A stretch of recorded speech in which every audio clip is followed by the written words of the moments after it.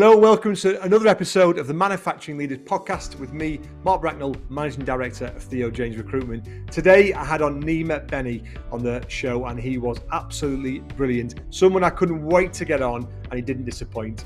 Inspirational, motivated leader, enthusiastic, driven, just brilliant. And look, this was a really interesting story about Prima Cheese, who are a 27 years of business cheese manufacturer based in Seaham in the northeast. Superb business, superb leader. He's co-CEO with his sister Nagma. We went deep into the dynamics of building a business with his sister, but we also talked about the importance of management and leadership, how crucial it is to work on yourself as a leader, how important it is to show up every day, to be a confident, calm leader. That was really showed throughout the whole podcast how important he feels that is. We talked about culture and how he's made sure that he drives a really positive, friendly, open culture within the business, and actually some great tips that you can learn whether you are a manufacturing business or not. So many tips and takeaways there. And then we really talked about the next generation of leaders, the next generation of staff coming through right from school age and what we could do. But look, this was just a really interesting, informal discussion around management, manufacturing, leadership, that you're going to take so many tips away. I feel much more enthusiastic and driven just having spent an hour with Nima, so I know you will as well. So hope you enjoy this show. Please help me in liking, subscribing to the channels. It really means a lot, and it really helped me get some other great leaders onto the show as well. So thank you very much. Hope you enjoy the show. Excellent stuff. So a massive warm welcome to Nima Beni today, who I can't wait to introduce this podcast. That's someone I've been looking forward to coming on here for a while. So Nima Beni is the co-CEO of Prima Cheese, a company that's been going nearly 17 years. Nima, is that right now? Longer, since 1996. So it's 27 years now, I think. There you go. We had our 25-year celebration last year, which was 1 year after because of COVID. But since 1996. Amazing. So I absolutely can't wait to go for this journey, because that in itself is a huge achievement. So first question, same as I ask everyone, what does it mean to you to be a leader? To be a leader, I think the first thing is leading by example, motivating your people, bringing them on the journey, but being at the front of the queue. I think that's being a leader. It's not about just telling people and telling them how to do things or instructions and delegations. It's all about taking them on a journey, motivating them, training them, really moving them forward and letting them progress. But also, as I said, leading by example. You need to be excellent every day as a leader, and that's the one terminology that we use a lot here. That good is not good enough. You need to be excellent, and every single person has to be excellent, and that includes myself. I need to have a standard that I never compromise, regardless of what's going on in the world, regardless of what's going on outside of the company. You need to make sure that you're excellent every day, because the way that you are as a person motivates and communicates to other people as to how the day is going, how the week's going, how the company's going, whatever it may be. One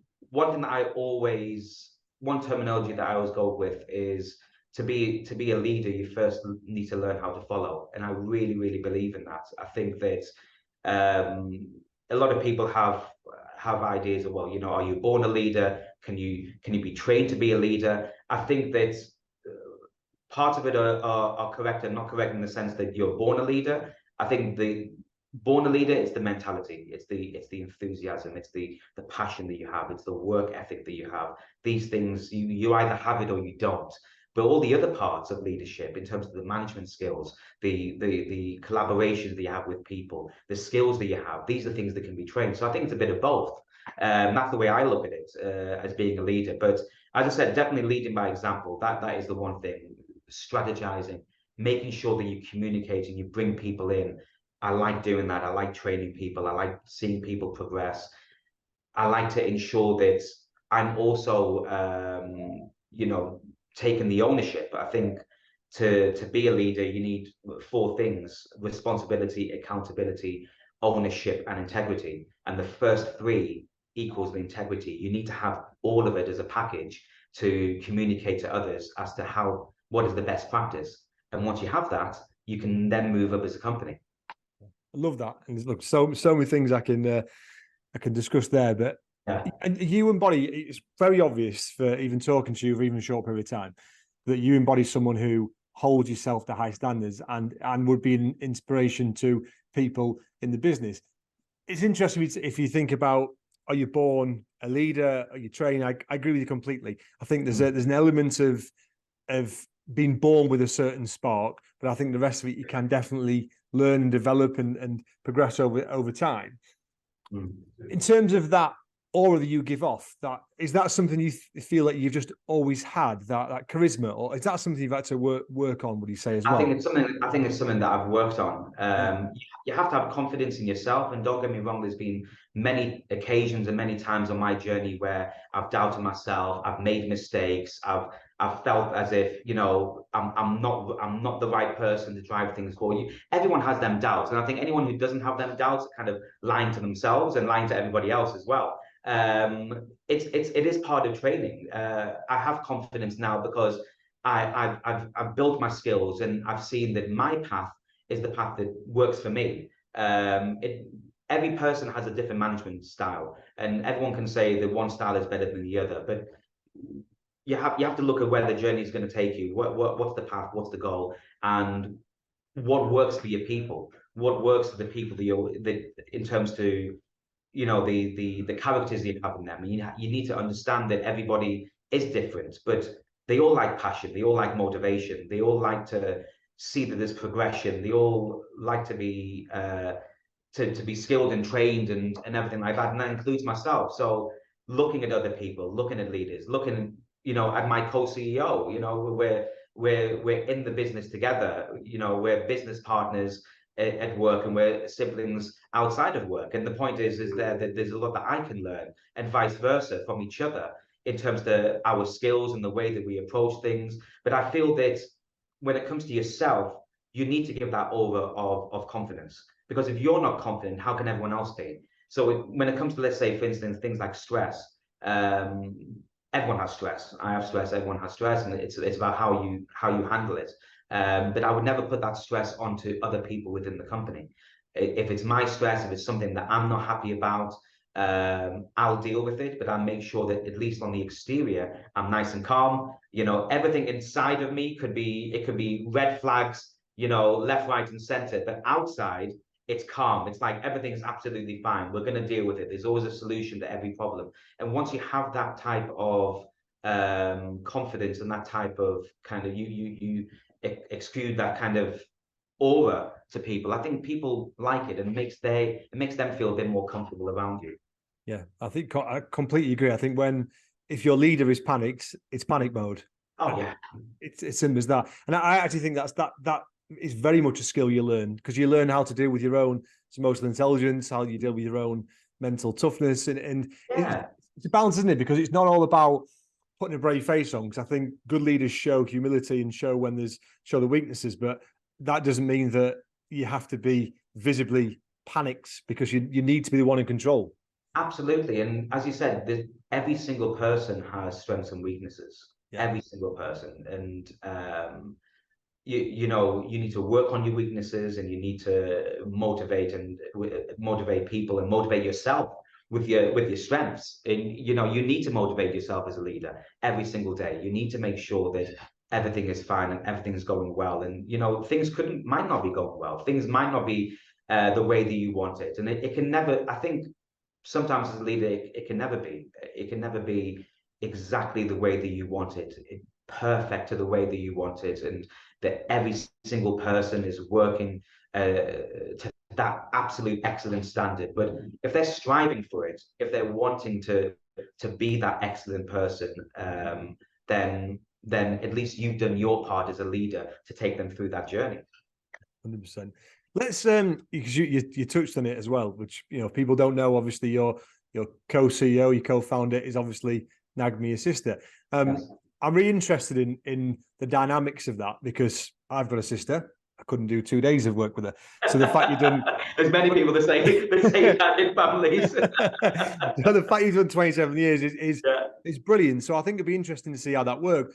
Let's take it right back to Prima Cheese. Was owning a business together. Was that something you'd always discuss? Was it an opportunity? How did that come about? No, it wasn't. I mean, we both did things outside of Prima, and you know, at the beginning when I started, Nagma had her family and she just started her family, so we were on two complete different spectrums of life. So we never spoke about what we're working together, being in the building this thing together for our family. That was never ever a conversation. And we really wanted to kind of do our own thing, but we were always, being from a commercial family, we were always involved in the business. We were always involved in some way. We always knew what was going on, be it at Prima or be it in any other businesses that my parents had. And at that time, from a commercial family, you're always engrossed in business. So we were built in that type of environment. But as I said, yeah, we never spoke about being in Prima. But I think that there came a time where I think Nagma came into the business 2004, 2005, something like that. I think it was more 2004, and I came in around 2007. And I actually didn't want to come up in the business. I was in London. I was happy. You're a young guy. You're enjoying London. You're enjoying the life, but you don't actually realize that it's not quality of life. It's just life to a certain extent. And there was actually a conversation I had with Nagma, and Nagma turned around to me and said, I would love for you to come into the business and for us to do this together. I think that we could do this together. And that kind of switched. That switched my idea of, okay, let me come up to the Northeast. At the first time, I was quite reluctant. There was two conversations. I had one conversation with Nagma. I had one conversation with one of my best friends that I won't go into because I don't think you can put that on a podcast, what he said. But either way, the result was that I came up, and then it all. But again, at the beginning, when you're starting in the business, Nagma had her side of the business that she was part of, and I started in the production area. I started cleaning the floors. I started loading the lines really from the bottom and ensuring that I understood every single aspect of the business and the elements of the business, especially operationally, originally. So even at that moment, there was never even a thought of, okay, what happens after the parents are not in the business anymore. But as time went by, as you grow in confidence in your management, you grow in confidence in terms of your knowledge, and you're moving up. And to a certain extent, you're also proving to each other that you're a specialist in this and I'm a specialist in this, and we can work together and we can really do this and really move it forward. Then there came the elements of, okay, we need to work on us as people. We need to work on us in terms of how we deal with each other. And don't get me wrong, there's been a huge path of of arguments, of falling us out, all this kind of things. That has all happened, and it doesn't happen now because we've been through all that, and now we're at the point where we're both on the same path. We always say to ourselves that we're a formidable team with each other because we are a team, and we have to have confidence in ourselves, confidence in each other, confidence in what our teams are doing. And it's not about, well, this team is my team and that team is your team. No, it's our team. It's our team together. There's no ego between us. And that's the thing. We're mature people. There's no ego. And in a family business, that is sometimes the issue, that there's ego, there's competition between siblings. There's, I've done this, where's my thank you? And you've done this, where's your thank you? And it's not about that. What can we do for the company? What can we do for ourselves? What can we do for our families? What can we do to make sure that we and everybody else within the company has a good life? And that all comes down to the decisions we make, strategies. We're always speaking with each other. We're always communicating. There's always a sense of advice. So even in terms to, if there's a decision that Nagma needs to make and she's not too sure, she'll get advice of me, and vice versa. I'll get advice of her. Because we both have different skills, we both have different management styles, we both bring something different to the table. Nagma's more on the commercial side and the marketing side. And don't get me wrong, I was in commercials for about 8-9 years when Nagma was in the export side of the business. So she concentrated on the export and I took the commercial side. But and I facilitated the commercial side, and I did it for 8, 9 years, and the business went up in that amount of time. But am I a commercial person like Nagma? No way. Yeah. Nagma is the commercial person. She understands that side of the business better than I do. But I understand the operations and the finance side of the business. And that's my specialist side of things. And when you put that all together without ego, understanding that you know that part, I know this part, we work together and we move it forward, and the end result is the business grows, then it's a great team and a great support factor. And I think that it's also a good thing in the sense that for leaders, for business owners, sometimes it can be a bit lonely, I think, for people. There's no one that you can turn to. There's no person that you can get advice off that really understands what you're going through. It does always feel like a lonely place. And sometimes you don't want to speak about it with your spouse because you don't want to take work home. You just want to cut it there. You have your thinking time when you're driving from work to home. That's your thinking time to get out of it, and then you get home and everything's different. So actually having a partner that also is my sister can also help, because yes, there are elements where you need advice from a business partner point of view, but sometimes you also need the support from a sister point of view as well, or a brother point of view. And when you have that balance, it always works. We always say we're business partners when we come to work. We're brother and sister when we leave work. And when it comes to weekends, we're with each other at weekends. The families are together, everyone's together, barbecues, all this kind of stuff. There's no conversation of business. It's not fair on everybody else. There's no conversation about business. There might be a 5-minute conversation on a Sunday night because we couldn't start the next morning. Just kind of let's touch base tomorrow at this time and go through things, and that's it. And we keep it very, very clear. And I think that for many people, many people might turn around and go, it can't just be that easy. It can't be like that.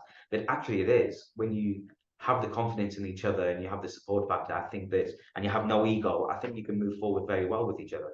Yeah, and I think you're right. The ego thing is massive, isn't it? Because I think with that needs to be stripped down. Otherwise, it's who's the face of the business, who's this, who's that. But I think if you're making decisions for the reasons, the reasons for the business to be better and to grow, by the sounds of it, that's absolutely what you do, and they're the right decisions to do so. Was that a conscious decision then, in terms of we aren't going to talk about work outside of work? Was that something that was really important to you from the start? Yeah, I think it's something that previously the families always used to speak with, myself, Nagma, my parents, we used to speak about business sometimes on the weekends. And what we found, especially originally, what Nagma found, for her children, for her husband, it's not really fair. It's not really fair that we're all speaking about business and they're kind of out of the conversation. So we made a conscious effort to make sure that when we're outside of work, that we're not speaking about business, that we are speaking about us. We're making sure that our relationship and our family's relationship is solid at all times, and business is not really getting into it because it can do. And I think, it can spill over. And I've seen it spill over with many family businesses where they are speaking about business and they are arguing at home about business, and they're taking things that have happened inside of work, outside of work. If I'm, let's say, in my office and we're having a conversation, and let's say that I've done something wrong. As I said, everyone makes mistakes. Let's say I've made a mistake, and Nagma turns around to me and says, "You've made this mistake," or vice versa. If I've said to her, "I think this was a mistake, and we need to look at this." We don't then just take it. We don't then go in a huff and don't speak to each other for a few days outside of work, and I'm not going to see you this weekend because I didn't like what you said. No, something we didn't like what each other said, we say it there and there, and we help each other and support each other. But yeah, it's not fair. It's not fair, and you can't have business 24 hours. You need to have peace. You need to have peace. You can't just have your brain on business mode all the time.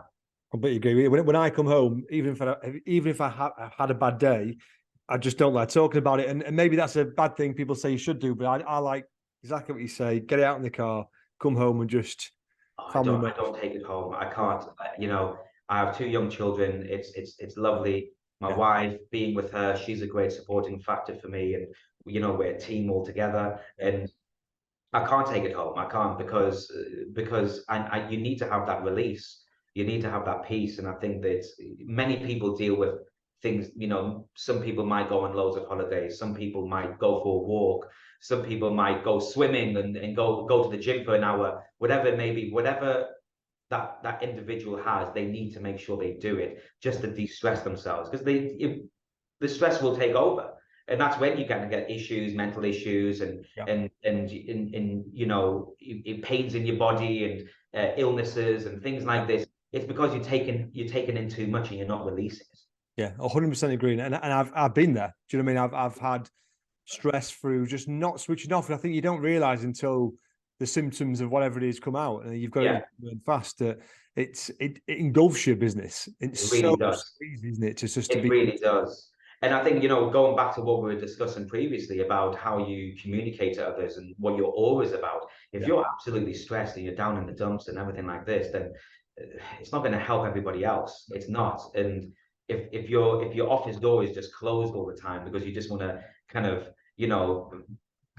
be in your own kind of cocoon to a certain extent, it's not going to help. Yeah, completely agree. Culture, in my opinion, has never been more important than it within, but for many reasons. I think just generally because generations are changing now and they want more from the job. I think post-COVID, we've definitely seen that. Retention, recruitment issues, and so on and so forth. That's something I know you've worked on to be at the forefront of the business. How conscious was that? Is that something you talk about, you NAGMA would discuss? It's something you decide to lead yourself, being the operational side? Is it something you discuss with your team? How have you managed to improve the culture? I think for us, we had to make the conscious effort, especially when, Chairman Mr. Beni stepped back from the business. It was then completely myself and NAGMA within the business and the day-to-day running of the business, and we had to make that conscious effort as to how do we improve the culture, how do we build it, how do we ensure that it's something for the future. And we have them conversations, and NAGMA actually would bring a lot of good ideas to the table in terms of how we can retain staff, how we can ensure that it's an environment that works. I think as a company, we've always had a solid foundation of culture in terms to ensuring that, for instance, straight off about the facilities that are good facilities, that people feel welcome here. They spend more time here than they do sometimes at home. So you need to make sure that your environment is correct, that at least your foundation, your first building block is correct. Once you've got that, once people see that you're investing in the facilities, and once they see that you're investing in them, they then change their mentalities and they grow within the company as well. And absolutely, culture is all about communicating. It's all about environment. It's all about support. It's all about ensuring, and sometimes also about being direct and people understanding exactly what the do's and don'ts are, and what the policy is and what the ethics are and the ethos of the business. And once they understand that, once the managers of the business understand that, once everybody within the links understands that this is what is expected of them, then culture grows. And we've done a lot to ensure that the HR part of the business is right, the training's right, the workshops, that people are trained to a certain level, that everybody understands what is expected of them all the time, that they understand that as I've said previously, the good is not good enough. You have to be excellent. And I elaborate into that in terms of what I mean and what I find excellence is. And don't get me wrong, there's a big difference between operations and commercials in terms of the mentality that you're working with, the people you're working with, the functions they're working with. It's important to tailor it for every department because you are working with different people. Once you understand that you can tailor it, once you understand how you can communicate it with others, once they get the buy-in, it then kind of slots in place slowly. And by no means are we in the perfect position. We always need to do more, but at least we're on the right path, and at least we're trying to do what we feel is best for our company moving forward. Yeah, 100%. And I think it makes such a big difference. You mentioned a few things there, and I think giving staff a voice as well to, like you say, you mentioned involve them in the process. Is that something obviously you've taken on? You have to involve them in the process. it doesn't matter what changes or what you're trying to do in the business. The employees of the business are the ones that would have to do them jobs on a day in, day out basis. So why not get your buy-in? Why not get the communication there? Why not engage with your staff so they can communicate and actually tell you what they feel is right and wrong? If you don't listen to your people, if you don't listen to each other, you can't move forward, because I don't know everything. Nagma doesn't know everything. We are specialists in what we do, but we also have multiple other specialists within the company. So what's the point of, let's say, I don't know, paying for a consultant to come in and tell you what to do, when actually you've got 180 consultants here that can tell you what's right and wrong with your business. And there may be things that people say that might actually be a bit too emotional, or there may not be any reasoning in that. But even if there's not, at least say to them, thank you for bringing something to me. At least they're passionate enough to bring something to you. And if it's the right thing, you work on it. If it's the wrong thing, you at least communicate to them and say, actually, I think that idea is wrong, and for this reason and this reason, but thank you for at least telling me. Thank you for bringing it to my attention. They need to feel involved, because they're here every single day, doing the jobs every single day to ensure that myself and Nagma, as the company owners, have the responsibility to move it up and strategize and really build the business. They're making our job easier every single day by doing all the work that they need to do to make sure that we're perfect and excellent on a daily basis. Absolutely. And you need to engage with them. You need to engage with them. It's important. apologies for interrupting this podcast for a very quick 30-second pitch of my business. Theo James are a specialist manufacturing and engineering recruitment search firm based in Seaham in the Northeast. If you're looking for any staff or a new opportunity yourself, from a semi-skilled level right the way up to C-suite executive, then please get in touch. We have a specialist consultant in each discipline ready to help. I'm extremely proud of what we've built over the years, and I'd love to extend that service out to you. Thank you. Enjoy the podcast. You know, I think people have always, it's getting better, but I think some businesses still have this fear that that's like a bottom up approach, and it should be all the leaders telling people what to do. But you're absolutely right. Your staff are the ones that are in there day in, day out. You know, they're the ones that see most of the challenges in the business. And a lot of them, we sat there with potential solutions, but in some companies, they're too fearful of putting their head above and saying, should we do this? Absolutely. And I think you need to also break barriers. I have this thing that I actually started quite recently. It's kind of a talk shop with some of the production guys, and it changes every kind of quarter, let's say. But it's an hour, 2 hours of my time that I put down. We go in the meeting room, we all sit down. There's no notes, there's no HR officer there, there's no managers there. It's literally them speaking to me. And I say to them, speak to me on a level. Speak to me on a level, tell me how it is, tell me what your gripes are, tell me what the issues are, tell me what improvements you think the company needs to make. Because I need to hear that, and I want to hear that directly. I don't want to hear that filtered through to a certain extent. And I'm not saying the managers do filter it through, but it's a human nature that it could be filtered if it wanted to be. Yeah. But again, I communicate that also to the managers. The managers know that I do that, and the managers know that I'm not doing that to demotivate them or catch them out on something. Not at all. I'm actually doing that to help them, because maybe there's something that they're not spotting, because they're in it day in, day out. They're like this, they can't see the periphery. And maybe by me doing this, by me engaging with the people, not only are they motivated and they feel that they have a voice, but also I can see what improvements are needed within the management team as well. And it helps everyone. It then helps the company to move forward.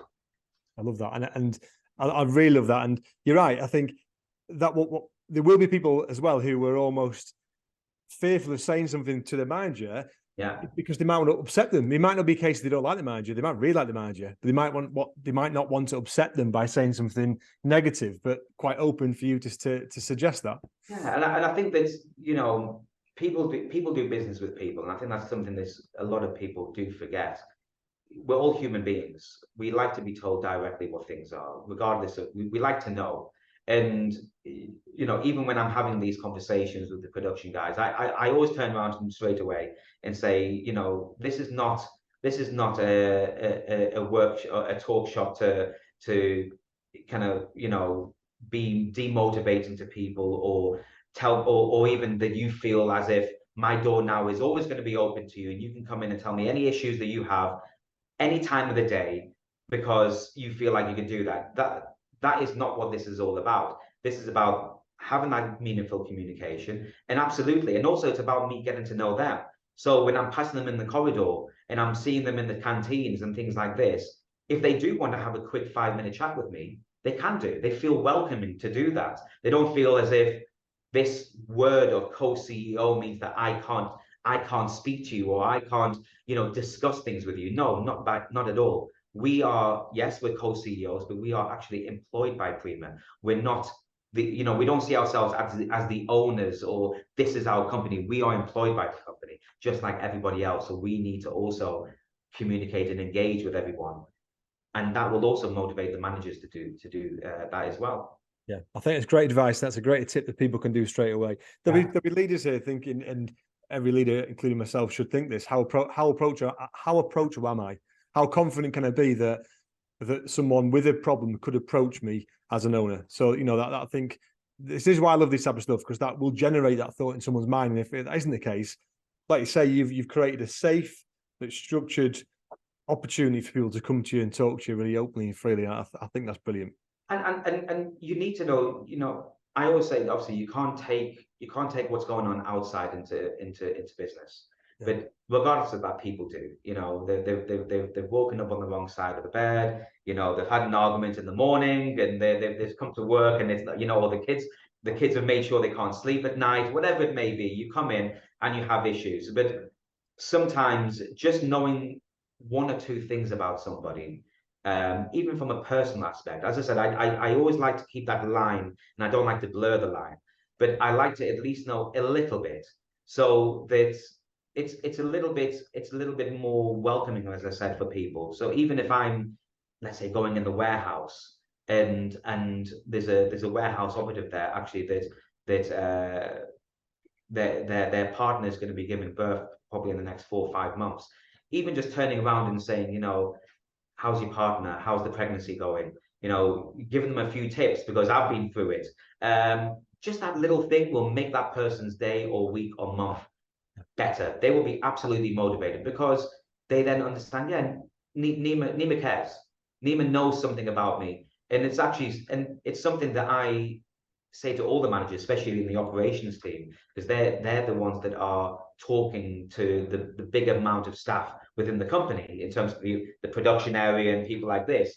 Get to know one or two things about someone that you didn't know before. Just something. We have people here where their children have disabilities, for instance. You have to understand that. You need to appreciate that. You need to know that, maybe down the line, that person might need a little bit of flexibility because something might happen, or they might need to go to that hospital appointment that afternoon. At least that there's a bit of flexibility there. At least you're giving that person a bit of comfort to know that, we're on your side and we're here to support you. So when we say that we're a Prima family, that's what family members would do with each other. So why shouldn't we do it with people that we see every day? Completely agree. Brilliant stuff. In terms of the way business has changed and the way that marketing has changed, I would say, social media is now a huge part of what we do. And I still think manufacturing is relatively behind the times a little bit. I like my socials. It's absolutely exactly that. And I think that's something people can learn at lessons. And it's something like LinkedIn. I get why people would be a little bit cautious, because putting yourself out there in a business arena, and a lot of people are private people and are scared of any backlash on there. You've obviously had a lot of benefit from doing so.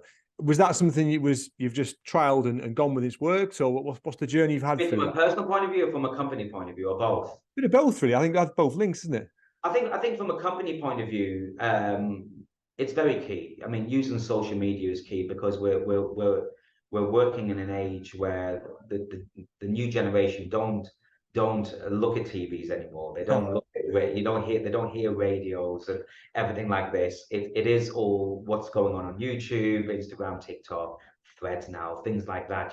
So it's important, again, it's part of engagement. You have to engage with the new, with a new society. And from a company point of view, we don't do our social media or our marketing to put ourselves out there, because we're B2B. We're not, people in the consumer retail market don't know Prima Cheese. But for sure they've eaten our cheese at some point on a pizza or a sandwich or ready meal or something like that. But they wouldn't know it's Prima. So we have to then ensure that everybody understands the story of Prima, but not from a sales point of view. Some sales may come from it, but more from a recruitment point of view, an engagement point of view, understanding that we are a company of this standard, of this excellence. We're a company that has a Queen's Award. Now it's a King's Award, but and not everybody in the country has that. And what does that mean? It's the story. It's not about what do we do. Well, we shred cheese and we distribute it across the country and to countries worldwide. The name Prima Cheese tells you what we do to a certain extent, and you can go on our website and find out what we do. But what is it actually like inside? What's it like behind the scenes? What's it like to work here? What kind of different departments do we have? I think when people look at it and think you just shred cheese, they don't think about, well, we have people who are specialists in microbiology. We have people who are in procurement and raw materials coordination. We have our own IT team. We have our own transport team, our own export team. So there's many different levels of opportunities within the company, but people won't know that if you don't show them. And that's what social media can be used for. And I think from a personal point of view, I use my social media, one, obviously for people to understand who I am, to understand, and for me to ensure that I can communicate that, this is the kind of person I am. This is what I'm about. This is what I stand for. This is what I can help others with and motivate and mentor and consult and everything like that. But it's also about, okay, this is what Prima Cheese is, and this is who Prima Cheese are, and this is what the company looks like. But who am I actually working with? Who am I working for? Who's the owners of the business? And what do they stand for? Because you know better than I that there's many companies that you can go into, and the facilities are fantastic, and the people that are in there are fantastic, but the owner of the business is a little bit detached from everyone, or maybe they're not the kind of person that someone would like to work for. I need to also ensure that I'm doing my side of things to not only just to promote myself, but also to promote the company and ensure that this is who I am. And if you would like to work within my team, within my company, within this type of environment, then let's have a chat to that extent. And you're right. It's opening the doors, isn't it? And that full transparency piece, because again, people want more now. They want more than, it's not just a job spec. Can I do it? It's what's the company's values? Where's the vision? Where's the story? I completely agree. People want to know what you stand for. We recently switched over to full kind of solar power, and all our units have now got solars on them, and the engagement that we had from people, the happiness that they had, that we're on that path to sustainability, that we want to be a responsible employer. It speaks volumes. And as you said, it's not just about, well, that's the job, that's the career you can have, and that's your salary, and let's have an appraisal at the end of the year and we'll see if you've done well or not. No, it's about what do you get out of it, and what opportunities can you get. And a company they are a recruiter, they are a recruitment vehicle. So they need to ensure that they are the full package for everyone, because every single person will have a different idea of what's right and wrong. Every person will have a different necessity. Every person will have different values. So you need to make sure that you encompass all them values in one to build the business forward. 100%. And this is why I like doing this podcast. But, a lot of my clients have said, thanks for the podcast. Actually, we've used it for our own internal recruitment, because it's a good. I'm thinking I'm putting myself out of a job here, but but for me, it's all about exactly that. It's opening the doors of business, because someone wants to know now who's a leader, what they believe in. Can I work for this person? Can I not? It's as simple as that, because it trickles down. So I completely agree. And the more companies are doing this now, I think it is superb. Particularly as, let's be honest, manufacturing, there's still not enough awareness about it. I'm still really passionate about that, the lack of awareness with young people and parents, and the fact that there's not enough apprentices coming through. I still think it's a huge problem within the full sector. And I think something that, leaders of manufacturing businesses really still need to get together and do something about collectively. Absolutely, everyone needs to. I mean, we've been around round table talks where every single company has a different product or a different service. There's many of them that I'd never heard of, Mm-hmm. and they haven't heard of me. So it's important to get together. It's important to share value, to share knowledge, especially for the area that we're in the UK, and ensuring that we make the region better. It's important to get together and really, as I said, share knowledge. When it comes to things like social media, we don't do it perfect. We would like to engage with other companies to understand how they do it better, how we can do it better, learn from each other. As you said, when it comes to operations or engineering and things like this, you're not in the public eye. The Amazons of this world, the Gregs of this world, they're in the public eye. So when you hear that name and you want to go and work for them, it's like, well, that's fantastic. But actually, it's also fantastic in my company. It's also fantastic in hundreds of companies in the Northeast. Yeah. Give them a chance as well and see what they're about. But it's about that progression, as you said, careers. Many young people don't know what career they want to go. And sometimes they'll study at university, sometimes they'll finish at 18 and they still don't know what they want. And they studied university and they might study something like geography and history. And don't get me wrong, I would love to study geography and history because they're two of my passions. But I didn't. But they study geography and history, but what they do in the future has nothing to do with geography and history. But it's education at the end of the day. There's many people who don't want to go to university and want to go into trade straight away. I'm an advocate of both. Yeah. Further education is not for everyone. Sometimes in further education, it's not about what you learn in the classroom. It's about what you learn outside the classroom, being independent and working with other people and social skills and everything like this. So you need to communicate that to people. You need to ensure that people understand that you are here, that you are a credible employer, and this is what you stand for. And why don't you come and try the company? And maybe you didn't think about going into QA and the quality assurance, but by going into quality assurance, you might actually then go into microbiology, and you never think that you've not done a science degree or anything like this, but suddenly you're a microbiologist. How did that happen? Well, it happened the progression that you made through your career. Because you know it yourself, you manufacture cheese. Most people will just will eat pizza and not think about it at all. But the work that goes into something like that is monumental. And for people to see that and how interesting that is, that full process, right from cradle to grave, is really fascinating. But it's just not enough awareness. I worked as a careers advisor before recruitment, and one of the reasons why I left is because I didn't like the way we were pushed to push it. Essentially, it was, if they get the grades, push them to university and try and push them to university. If they're not going to get the grades, look at apprenticeships. I just didn't like that balance. It wasn't a case of let's do what's right for the individual. It was a case of I really hate that shift. But it's funny you kind of go on careers advice, because I do a lot of work with schools and kind of manage with schools and things. And the one thing I find is from a careers advice, again, it's a lack of engagement. When I go back to when I was kind of, let's say 17, I think it's 16, 17, when you start looking at things in terms of what you want to do in the future, let's say, to a certain extent. I was given a big book at that time with all the careers that are possible to have in the UK. ACAS book or something, I can't remember what it was. But UCAS, wasn't it? Oh, UCAS or something, yeah. So this massive book, which had about 1,000 pages in of every single job that you can do within the UK, and it's like, here's your book, pick one.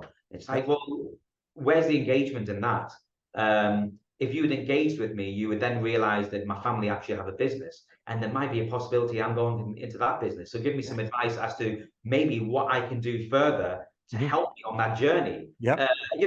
That's what it's all about. When I do talks with schools, And from an operational point of view or a business point of view, the first thing I always ask, what do you want to be? And is there anybody with family businesses first? Is there anybody that are going to go in the family business?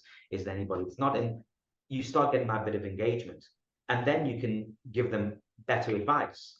If someone wants to go and go into, I don't know, car improvements and mechanics and everything like this, well, there's no point, as I said, doing history or geography. But there might be a point that if you were going to study mathematics, maybe from that point of view, or if you were going to study design and technology, let's say, or anything in the workshop based, it would provide you with a better foundation moving forward in your career.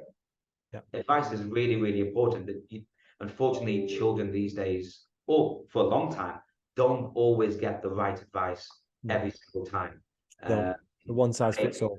And they're the people that need to be motivated. They're the people, and sometimes actually, you need to, if you see that they don't know, don't put all the pressure on them. And I think when I look at my school kind of days, it was always a point of, you get to 16, you do your GCSEs. If you don't do your GCSEs, you'll never become anything in life. If you don't do your A levels, you'll never become anything in life. At that point, if you don't go to university, you'll never get a job, because that's the first thing they look. I never look at what if someone's been at a university or not. I never look at it. Yes, there's certain jobs that you need qualifications for, finance, engineering, whatever it may be. But in general, it's all about the person. It's about what their experiences are. It's about how they are in terms of their mentality. So motivate people, motivate younger people, for them to understand that you're going to become something. You will always become something, because the world is so small now. Before, it's all about, when I talked about what jobs are there available in the UK, now it's about what jobs are available in the world. Yes.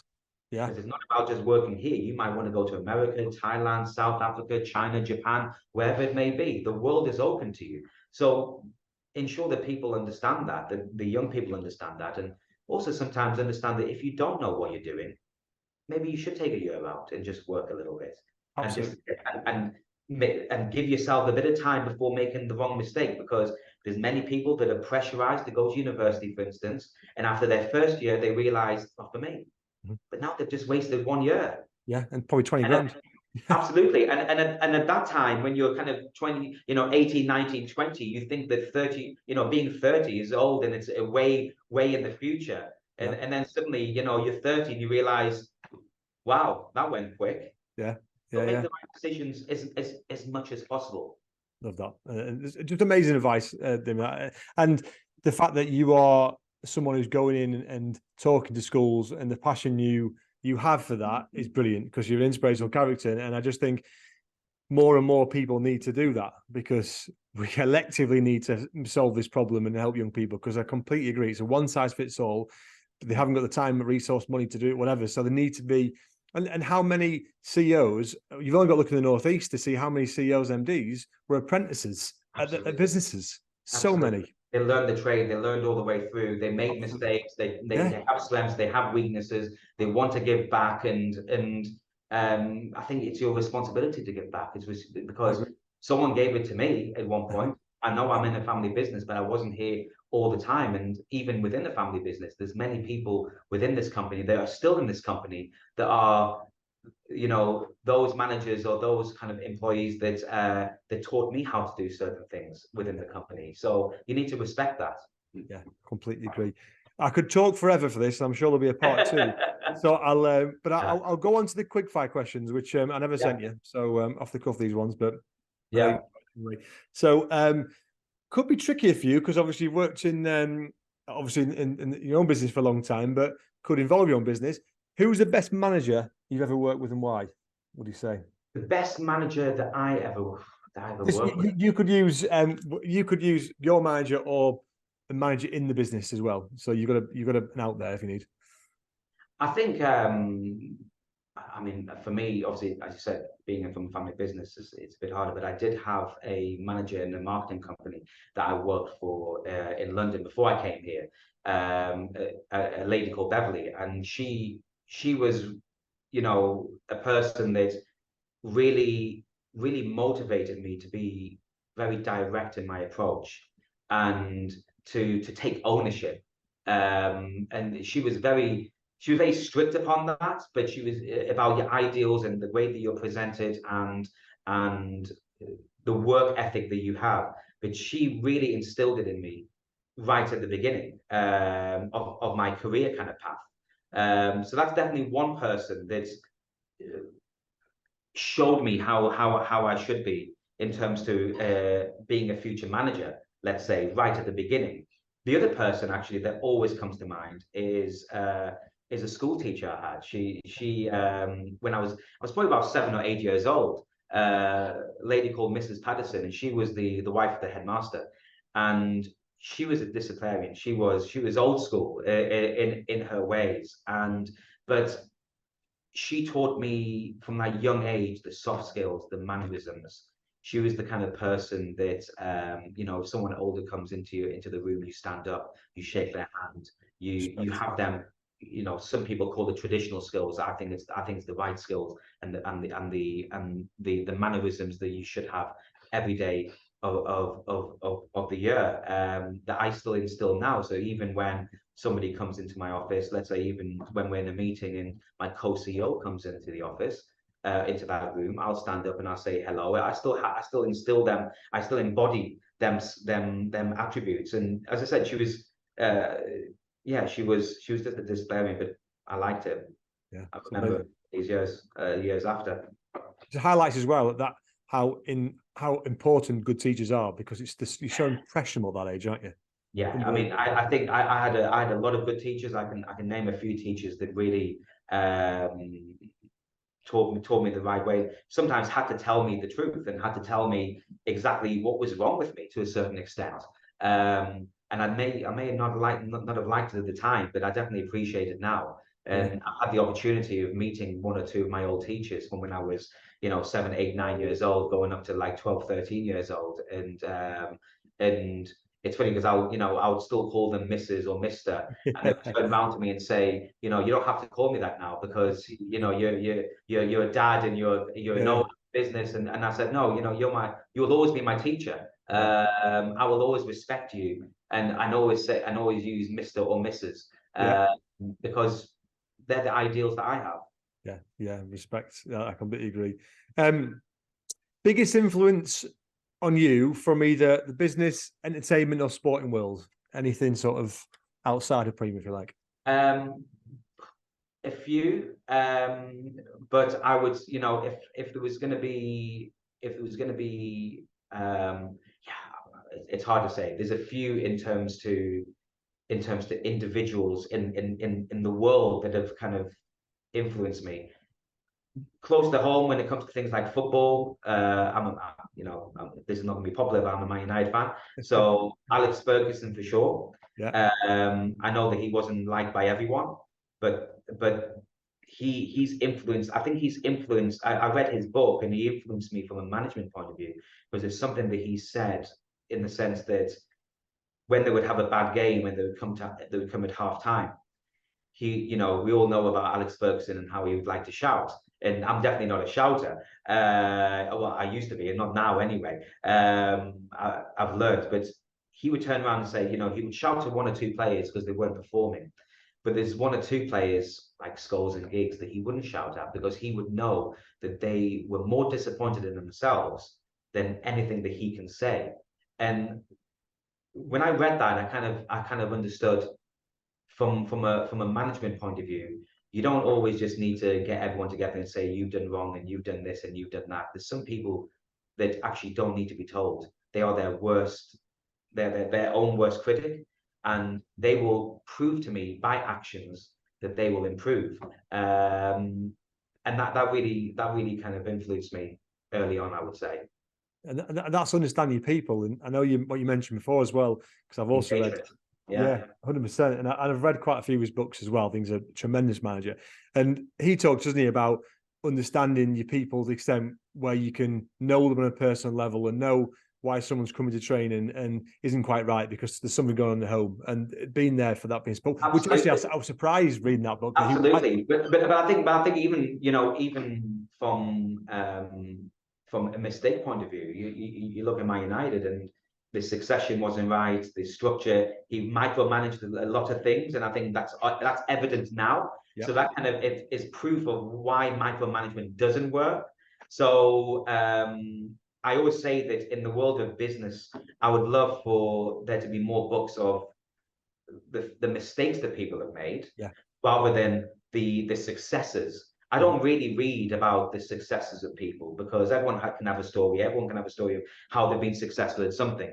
But I would like to actually know what mistakes you've made and how you overcame them, and how that molded you as a person. That's more interesting to me than anything else. Yeah, I love that. Excellent stuff. You actually answered this right at the start, so I'll only ask for one. The question was, what 3 things make a good leader? But you answered that. So I'm going to ask you, what's the one most important trait that a leader must have, would you say, for you? Being confident. Confidence. Yeah. Confidence. And with that confidence, you communicate that confidence in your team. You make sure that they can be excellent every day. So if I have that confidence that I'm excellent every day, and I know sometimes I'm not, but I have a standard that I keep every time, and I never go below that standard. So confidence in myself. Excellent. And again, we've touched on it. You're not allowed to say Alex Ferguson here, but the best book or podcast you've ever read, listened to, audiobook, whatever. Podcast. Recently, I like the Stephen Bartlett podcast. Yeah, I really like them. I like him. I like what he says. I think a lot of the things that he says sometimes are quite obvious, but maybe they're obvious to me. I don't know. But I do like his podcast. I like the people that he brings onto his podcasts, and I like to hear their story. You don't always. It's quite varied. The podcast he has. So at the moment, I would say that's definitely influencing me in terms of information.